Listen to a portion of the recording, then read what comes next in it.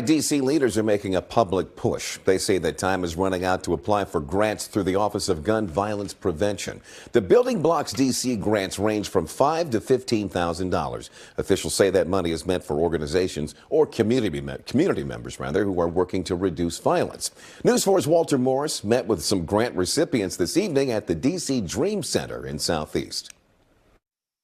That stuff was waking up the news that happened last night. A lot has changed for Zaire Bradley since he lost his older brother. 13-year-old Karan Blake was shot and killed in Northeast D.C. January 7, 2023. And Bradley says he didn't know what to do in the months following his death. When my brother died, I was a very angry person. But after I made the song, I actually started calming down. He says thanks to his time working with the program Language Key, he's been able to turn his feelings into art. Like, I'm basically telling a story to people. Language Key hosts weekly meetings here at DC Dream Center in Southeast, where they help young people like Bradley use their words instead of weapons.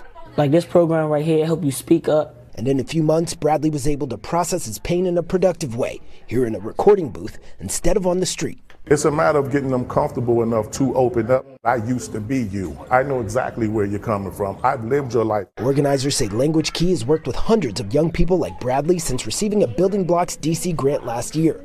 Every story is different, but there is a common chord. There's a kinship in suffering. It doesn't have to be the same, but there's a kinship in loss. Now district leaders say they're looking for other innovative ways to stop violence in D.C. by offering grants of $5,000 to $15,000 to residents and organizations doing this type of work in the community. The Office of Gun Violence Prevention says Thursday is the deadline for applications.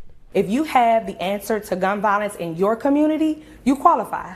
Officials say the money can be used for things like food, supplies, or even transportation. I got my heart for real, so you think of leaving me, you need to think again. And Bradley says he's seeing a huge return on that investment.